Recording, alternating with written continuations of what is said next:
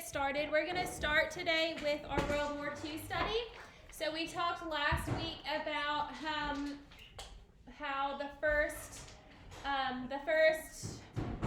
concentration camp that was liberated was in Poland, and remember that please go put that away. That the Nazis kind of started panicking. So they know things are taking a turn for the worse. They know that they are not doing so well in this war. And they start panicking and they start moving the prisoners. Remember we talked about the death marches, right? So they're moving them more into Central Europe, into Central Germany, away from the borders, because we have the Soviets coming from this way. We have the other allies coming from this side, and we're starting to squeeze in. We're infiltrating their space. So we're going to read today about one of the most famous battles of World War II. It's called the Battle of the Bulge. So we are in December of 1944, okay? We are almost at a close in the war. Remember, the war ended in 1945.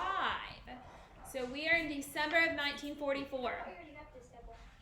In the fall of 1944, Hitler developed a strategy that he hoped would turn the war in the western regions of Europe to his favor and halt the advancing American and British troops. So Adolf Hitler devises a plan. He's like, okay, this isn't going so good. So he comes up with a plan that he thinks is going to hold off the Americans and the British troops. He wanted to seize Antwerp, Belgium, a key port city on the Atlantic coast, which would split the American and British armies fighting in the heavily wooded Ardennes forest in Belgium. He named the plan Operation Autumn Mist, but it became known as the Battle of the Bulge for the effect the maneuver had on the Allied front lines. If the plan succeeded, Hitler believed American President Franklin Roosevelt and British Prime Minister Winston Churchill would be forced to the negotiating table. So that means he thought that if his plan worked, if Operation Autumn Mist worked, that Winston Churchill, the British troops, and Franklin Roosevelt and the American troops would have to come to a negotiation to end the war instead of them surrendering. Hitler's military advisors complained that the scheme was overly ambitious. They say, yeah, this is a great idea, but we're not prepared to do this. So his plan is like over the top. The Nazi army lacked fuel, tanks, replacement parts, guns, and artillery shells for such an aggressive campaign.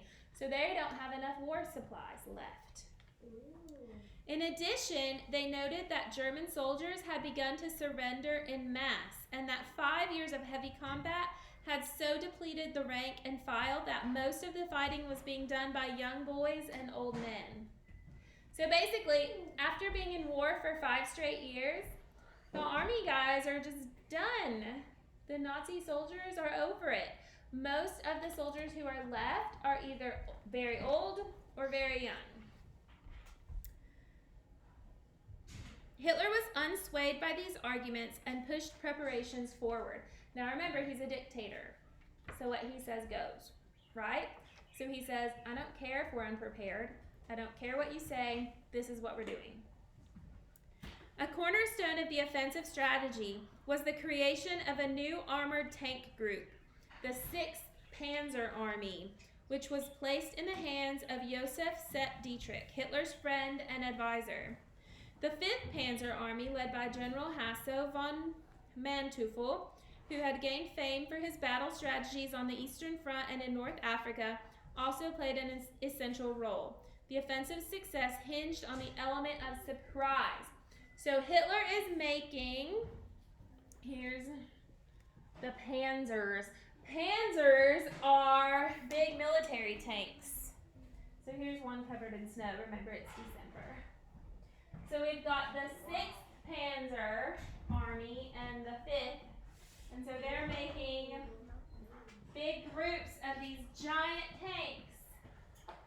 And he's planning to surprise attack. How big were the tanks? Like, they're really big. As big as this room? No. years now. And bunches. Is it as big as this room? Whoa. A million. There's no way tanks are the size of this room. Tanks might be the size of geography. Nope. Allied code breakers, however, were one step ahead of the Germans. They intercepted a message sent by the Japanese ambassador in Berlin to government and military officials in Tokyo. The missive described the massing of 1 million Nazis on the Western Front. The Allies also learned that the Luftwaffe, the German Air Force, was stockpiling fuel and ammunition in the West, and that Nazi officers were seeking soldiers who spoke the American dialect to disrupt Allied troop movements and spread confusion among the ranks. So here's their plan. And the plan is, from what the code breakers from the Allies intercepted, they were sharing their plan with Japan, and they are planning to gather 1 million German soldiers on the Western Front. With the tanks, the Air Force is stockpiling ammunition and supplies. They're planning a big attack. But the Allies now know about this big attack, so is it a secret anymore? No. But and the other sneaky thing they were planning, they were looking for soldiers who could speak with an American accent. So who spoke the American dialect. That way they could kind of infiltrate the troops and make people feel confused or spread confusion. But instead of providing the Allies with a strategic advantage, this information made Allied commanders overconfident. So that means they got cocky. They thought, oh, we know what you're going to do. We got this. The deadly battle began early on December 16th, 1944, when artillery guns lit up the winter sky in what would be one of the last great German offensives of the war. German Field Marshal Gerd von Rundstedt, assigned to lead the attack in the Ardennes, was a trusted, experienced commander who had served in World War I. Although he was pessimistic about the offensive, he knew he did not have enough troops for a decisive victory. He lined up his men along a 60-mile front stretch from Belgium to Luxembourg, which is in France. So the guy who is in charge of leading this attack, the German guy, he was pessimistic. That means he didn't think they were going to win. He knew he didn't have enough manpower. He knew they were unprepared, but he had no choice. He had to try it anyway, right? So they line up troops along 60 miles. That's a lot of troops. That's like from here to Chattanooga and back again. What? Mm-hmm. That long of troops? Your great hour has struck, he told his men. You bear in yourselves a divine duty to give everything and to achieve the superhuman for our fatherland and our Führer. Remember, the Führer means the leader. And so he's telling them, this is your time to shine. The time has come for you to give everything, including your lives, for our country. As the assault began, 250,000 German soldiers, accompanied by infantry and tanks, charged rapidly through the Ardennes. Within 9 days, the Germans had penetrated the American and British front lines, splitting their armies and creating a 70-mile wide and 50-mile deep bulge in the Allied defensive positions. So basically, how they've infiltrated, they have separated the Allied troops, and basically they've created a big dent in it, which is where the bulge comes from. The Allies were caught unprepared, and their 80,000 soldiers were facing the enemy for the first time. For many American troops, it would be their first battle and their last. As the stunned Allies retreated, the advancing Germans captured thousands of soldiers.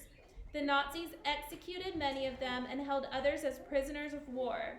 Germans disguised as American GIs moved behind the Allied lines, cutting communication lines and seizing vital bridgeheads. So they put basically their spies in there. Remember, they were looking for soldiers who could speak with an American accent. So remember, that started on December 16th. By December 20th, 4 days after the start of Operation Autumn Mist, the Germans had surrounded American forces stationed in Bastogne, Belgium, a strategically important town where the Ardennes region's main roads converged. Running short on ammunition, besieged U.S. troops fought valiantly but gave up ground hour after hour while sustaining heavy losses from enemy bombardment. Still, they managed to hold on, and when the Germans demanded that the Americans surrender on December 22nd, the U.S. commander refused. Finally, on December 26th, so this is 10 days after it started, the U.S. Third Army, led by General George Patton, broke through the German lines and relieved Bastogne's beleaguered defenders. When the Nazis were running out of fuel and ammunition and unable to push Patton's troops back, 5th Panzer Army General von Manteuffel asked for permission to withdraw. Hitler denied the request, and the panzers remained mired in the conflict. So, the Americans are losing. It's going bad. They say, just give up! And America says, absolutely not! So who comes to the rescue? General George Patton. General George Patton infiltrates enemy lines, and the Germans are running out of supplies. And so the German commander in charge of the 5th Panzer Army asks Hitler, he says, we're losing. Can I give up? And Hitler says, absolutely not. Stay where you are. In the days after Bastogne, the Battle of the Ardennes continued, but the tide of war had changed. Patton moved his men north, successfully attacking the southern German lines.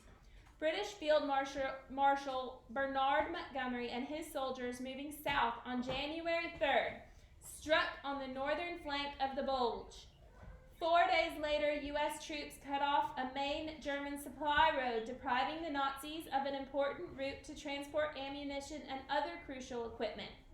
With the Battle of the Bulge lost, the weary German soldiers retreated to the east toward the German heartland. While Churchill called the Battle of the Bulge undoubtedly the greatest American battle of the war, troops paid a heavy price for the victory. So both sides were losing at some point. Finally, George Patton comes in with his troops. He says, I'm going to end this thing. He infiltrates. The Germans start losing. They cut off their supply road, and the Germans have lost the Battle of the Bulge. Okay? So close to 21,000 Allied soldiers were killed. Another 43,000 men were wounded, and over 23,000 were captured or reported missing in action. German losses were horrific as well. 15,000 were killed, 41,000 wounded, and 27,000 captured or missing.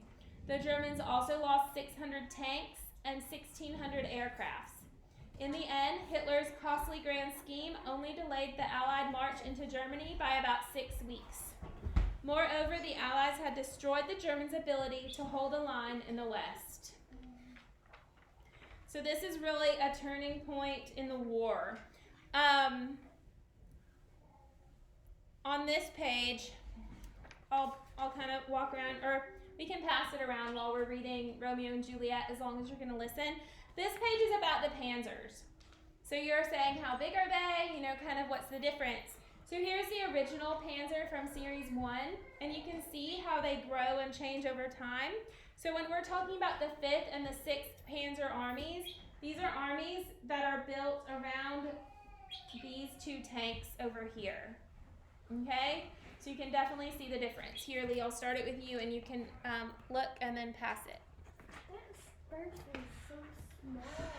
So, Battle of the Bulge. America has taken the upper hand. The Allies are now winning. Germany is being defeated. And now we are in January of 1945. So for the rest of the week, we will find out how the war was actually won and what happened for that. But now we're going to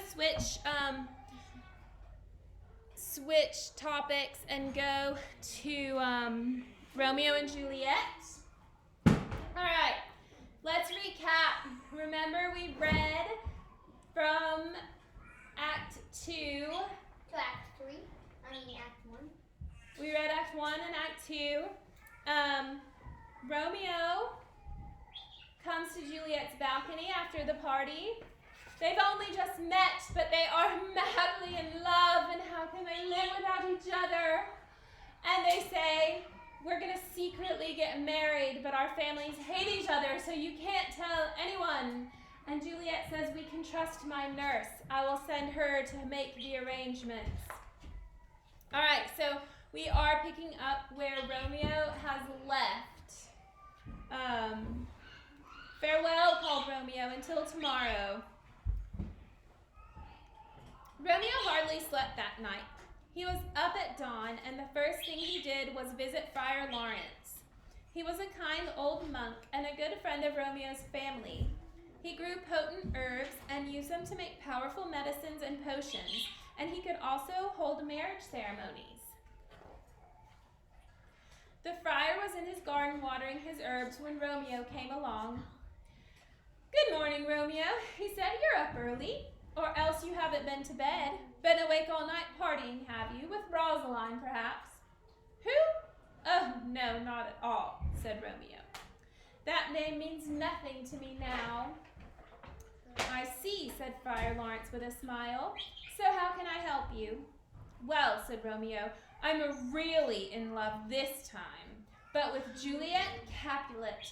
We want to get married today if we can. Oh, Friar Lawrence, will you marry us in secret, please? What? Laughed Friar Lawrence. Romeo, this time last week you came to me moaning about how much you loved Rosaline. How can you forget her and fall in love with someone else so fast? This is different, said Romeo. I knew as soon as I saw Juliet that she was the one, and she loves me too. You're a very fickle boy, remarked Friar Lawrence thoughtfully.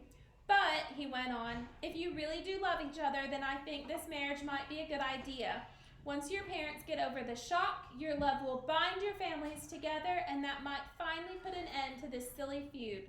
So just this once, I will help you. If you both come here at 2 o'clock today, you shall be married. And then we'll try to find a good time to tell your parents. Thanking him excitedly, Romeo hugged the old friar and ran to find Juliet's nurse.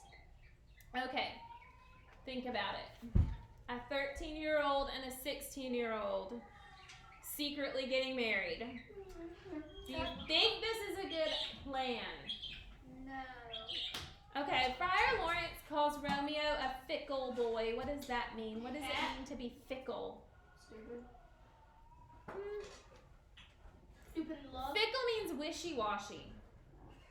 Like, So- Pokemon. Yeah, the Pokemon Like- wishy-washy? Wishy-washy meaning like Doing, Can't make up your mind. can't make up your mind. So today I love Rosaline, now I love Juliet. And now I love Rosaline. And now I love Juliet. And now I like, let's see. Today I like pizza. Yesterday I loved pizza. Today I hate pizza. But tomorrow I'm gonna eat pizza again. Fickle, wishy-washy. You don't know what you want, you can't make up your mind. Oh my You're all over the place. I can see why he's very, very, it's very hard to choose between girls. Very hard. Wishy-washy doesn't make a good word. Yeah, wishy-washy. Okay. Meanwhile, Benvolio and Mercutio were searching for Romeo. They needed to warn him that Tybalt Capulet was still on a warpath. Why is Tybalt mad? Because he's like mad. Why, Eden? Because when they were at the party, the Capulets and the Party Nana crashers. said to him that he can't go to Romeo to kick them out of the party, and then So they're basically he party ran out of the crashers. party and got mad. Right. So he said, if you can't be polite, he said, yeah, we're enemies, but they're here now. It would be rude to kick out a guest. So if you can't be nice, then you are the one who needs to leave. So Tybalt ended up getting kicked out instead of Romeo and the Montagues. So he is very upset. He He had been to Romeo's house to challenge him to a fight, and when he couldn't find him, he started prowling the streets on the lookout for him. "There he is," called Benvolio, seeing Romeo weaving his way through the market stalls, looking as if he were in a hurry. "Romeo, over here!" "So you gave us the slip last night," said Mercutio. "What were you up to?" "Important business," said Romeo, trying to hide a smile. "To do with love?" asked Benvolio nosily. "Of course, what else would it be?" laughed Mercutio, but Romeo was looking serious again. "There's the Capulet's nurse. I have to speak to her," he said. "What? You're not in love with her too, are you?" teased Mercutio. "I think she's a little old for you." "Shh, shut up," said Romeo. "I have a message for her. I'll meet you later." So Benvolio and Mercutio were just leaving as Juliet's nurse spotted Romeo and came over to speak to him. "Now then, young Romeo," she said, "I hope what my Juliet says is true and you really do love her, for I'll not help you with this secret marriage plan unless you truly have honest intentions." "I love her with all of my heart," said Romeo, "and I've already been to see Friar Lawrence. Tell Juliet that if she will come to his house at 2 o'clock this afternoon, he will marry us." "Is it true?" cried the nurse gleefully, for she loved secrets and she loved weddings, and she couldn't think of anything more perfect than a secret wedding. And although she knew Juliet's parents wanted her to marry Paris, the nurse wanted Juliet to be happy, not shackled to a man she didn't like. So winking at Romeo, she hurried home to tell Juliet the news.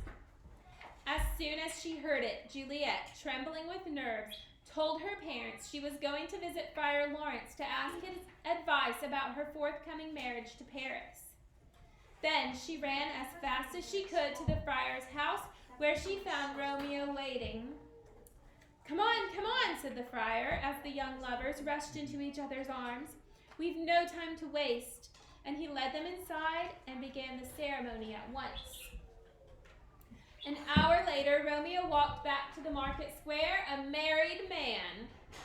After many loving farewells and kisses, he had arranged to visit Juliet that night, climb up to her balcony, and spend the night with her.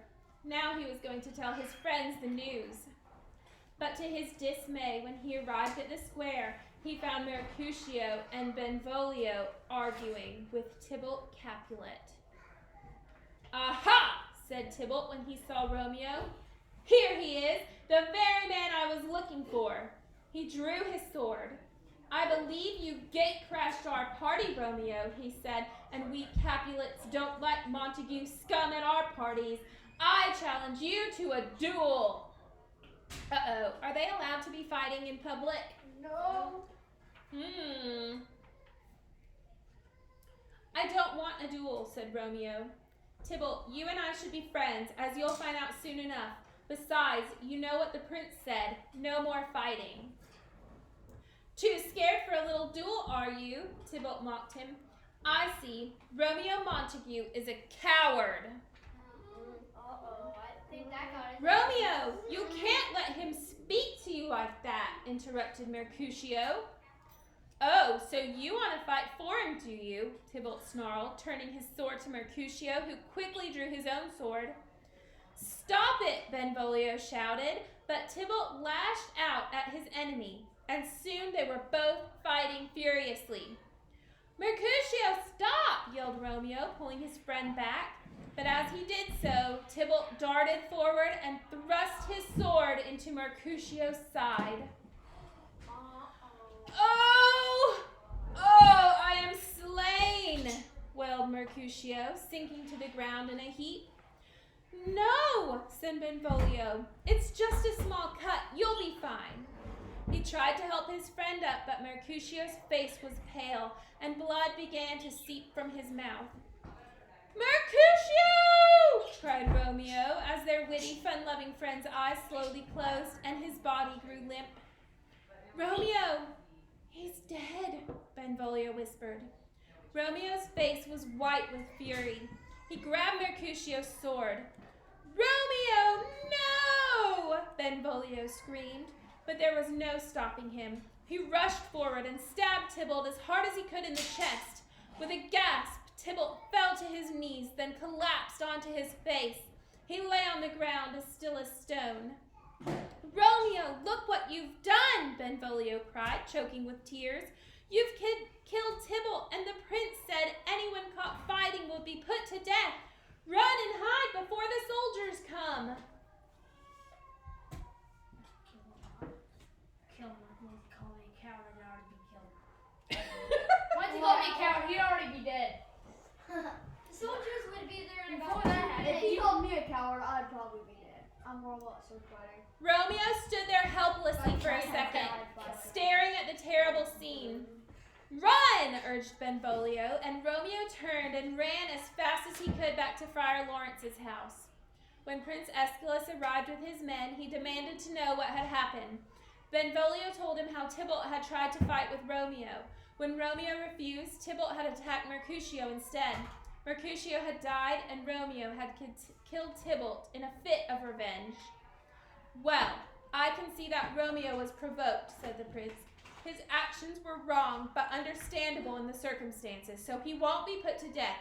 Instead, I'll banish him from Verona. What does it mean if you're banished? It means you can't come out. You can never come back. Uh-oh. Why is that a big deal for Romeo now? Because married to a girl. Who's married to Juliet? There's a song called Romeo and Juliet by the Killers. The news spread fast, and when the nurse heard what had happened, she rushed to Juliet's room. Oh, my dear girl, he's dead, he's dead, he's dead, she wailed. Who is? Said Juliet. Not Romeo. Oh, not Romeo, please no, not him. Tybalt, said the nurse, your cousin Tybalt is dead and Romeo killed him, and now he's banished from Verona, she cried. Oh, my little one, I'm so sorry. And she held Juliet in her arms and told her everything that had happened. Juliet wept for the loss of her cousin, but even more for the tragedy that had befallen Romeo. I'll never see him again, she cried. Oh, nurse, couldn't he stay with me for just one night before he leaves? Please, can't you find him for me? I know where he'll be, said the nurse, drying her eyes. He'll be at Friar Lawrence's house. I'll go there now and see what I can do. When she arrived, she found the friar trying to comfort Romeo. Banished, Romeo was sobbing. Banished from Verona, never to see Juliet again. What am I to do? But that's good news, Romeo. You should be grateful, said Friar Lawrence. You could have been put to death. Now listen, he went on. Go to Mantua, and I'll explain everything to the prince and ask him to pardon you. With a little luck, everything will be all right in the end. You can stay with Juliet tonight before you go, said the nurse. Make sure you leave for Mantua before dawn, Friar Lawrence added. Dun, dun, dun. So now Romeo is banished from Verona, and he is planning to see Juliet tonight. We're going to do two more things before we clean up, but first I must find my phone. Is it over here? No, it's not over here. I'd slay everybody's body. Once my friend at Open, we go to art class together. He stole my teacher's phone and he ran around and it was on video. And he ran around and running away and I was running beside him. Who? My friend Elvis, he stole the phone of the art class teacher and then he turned it on video and he ran with it on video. We are going to read the scene. We are going to read the scene of Mercutio's death. This is Act 3, Scene 1. You need to remember this because later this week you are going to be making a comic strip about this scene as your morning work. Okay? Friends at home, you have this in your packet. You're going to do this on Friday. On Friday, you're going to be making an Act 3 comic strip. It's set up for you. You just have to remember what happens, okay? So this is Act 3, okay? The beginning of Act 3, Scene 1.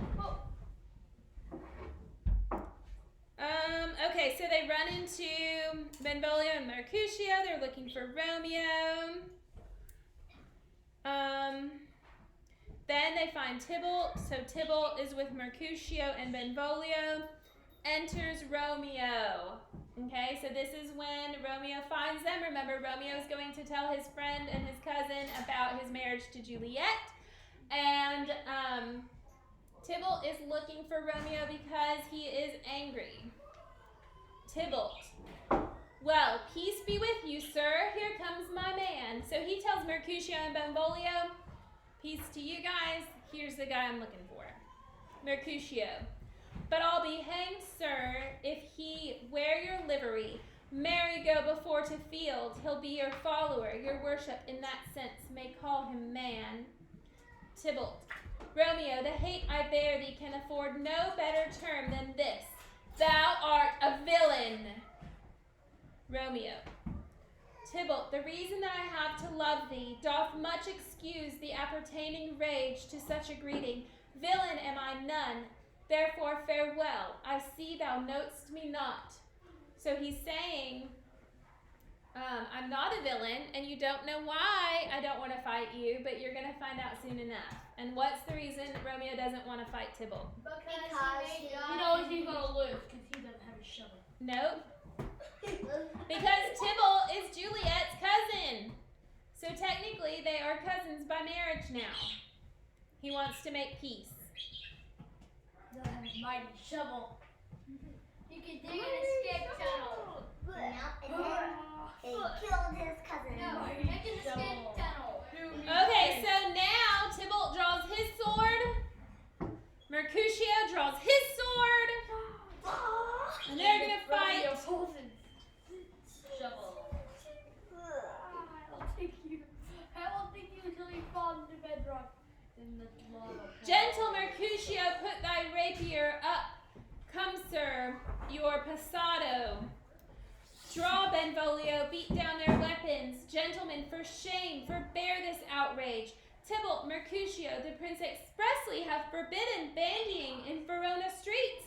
Hold, Tybalt, good Mercutio. So, Tybalt, under Romeo's arm, stabs Mercutio and flies with his followers. I am hurt. A plague on both your houses. I am sped. Is he gone and hath nothing? What? Art thou hurt? Aye, a scratch. Marry, 'tis enough. Where is my page? Go, villain, fetch a surgeon. Courage, man, the hurt cannot be much. No, 'tis not so deep as a well, nor so wide as a church door, but 'tis enough, 'twill serve. Ask for me tomorrow, and you shall find me a grave man. I am peppered, I warrant, for the world. A plague on both your houses. Zounds, a dog, a rat, a mouse, a cat, to scratch a man to death. A braggart, a rogue, a villain that fights by the book of arithmetic. Why the devil came you between us? I was hurt under your arm. I thought all for the best. Help me into some house, Benvolio, or I shall faint. A plague on both your houses. They have made worms meat of me. I have it, and soundly too, your houses.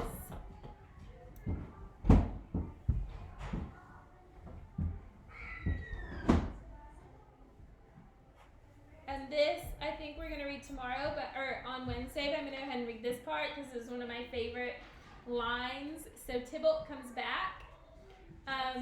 Mercutio's dying. He knows he's dying. At first, he tries to say, oh, it's nothing. It's a scratch. Go fetch a doctor. But then he's like, look for me tomorrow and you will find me a grave man. Meaning, if you try to come find me tomorrow, I'll be dead by then. They've made worms meat of me.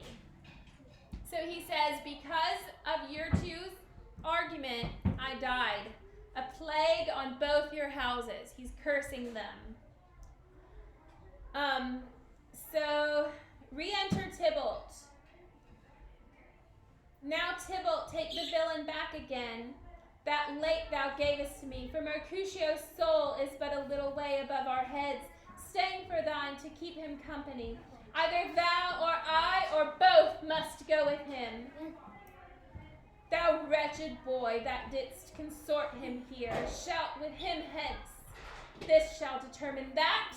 So now Romeo and Tybalt are fighting. Romeo tells Tybalt, he says, you killed my friend, and he had no part in this. So either you or me or both of us have to die too. Either you or I or both must go with him. See you on the side. So now they fight and Romeo kills Tybalt. Romeo, away, be gone! The citizens are up and Tybalt slain. Stand not amazed, the prince will doom thee death. If thou art taken, hence be gone away. Oh, I am fortune's fool! Why dost thou stay? And so now the prince comes and now he gets banished. Either you or I or both must go with him. Okay. The birds go with them. The last thing we're going to talk about is your morning work today. And I know it was challenging for all of you. Friends at home, you had this in your packet. All right, so we're going to, if you think you have a great translation for the line that I read, you can raise your hand and tell me. First, I'm going to read the whole sonnet together so you can hear it. A sonnet is a love poem. And this is sonnet 18. Sonic. Shall I compare thee to a summer's day? Thou art more lovely and more temperate. Rough winds do shake the darling buds of May, and summer's leaves hath all too short a date. Sometime too hot, the eye of heaven shines, and often is his gold complexion dimmed, and every fair from fair sometime declines, by chance or nature's changing course untrimmed. But thy eternal summer shall not fade, nor lose possession of that fair thou oust.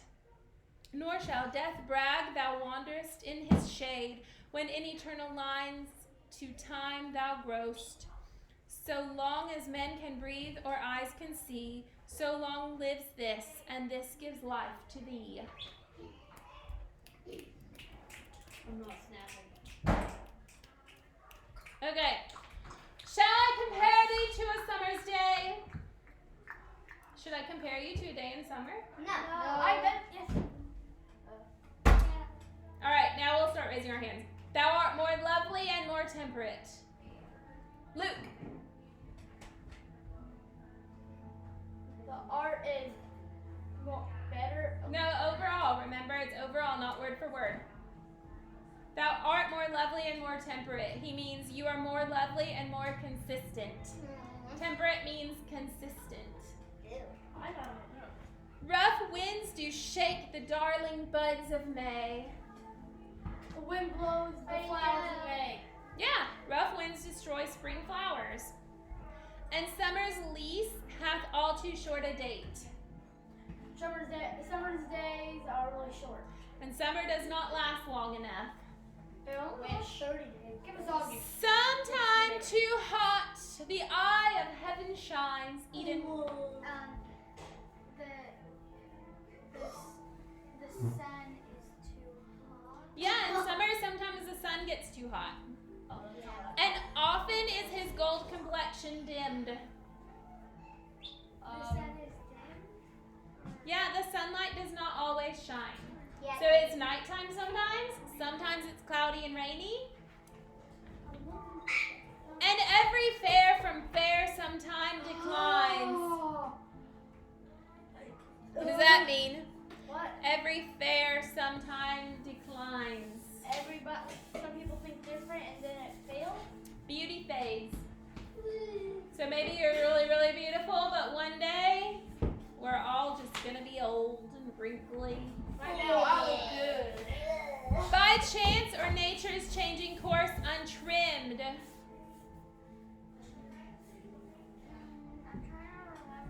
Either from misfortune or because of nature's cycle. So it's saying that beauty fades eventually, either because something happened to you to make that beauty fade, like maybe you were caught in a burning house and you were changed from some misfortune, or you've just gotten older and your beauty has faded. Yeah. Or you were born like that movie Wonder. But thy eternal summer shall not fade. What is he The saying? soul of summer shall never leave.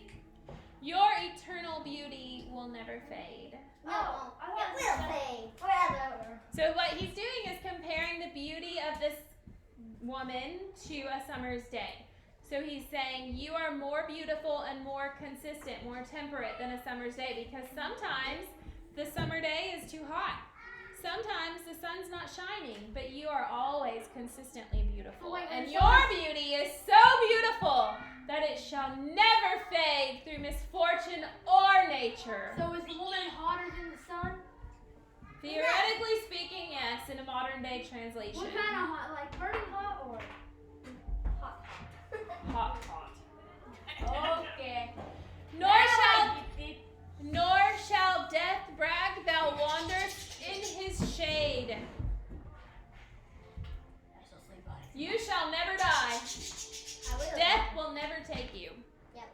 When in eternal lines to time thou growst. Why will this person never die? Does he believe in God? When in eternal lines to time thou growst. Einstein made a machine. Because she will always be in this poem. Ew.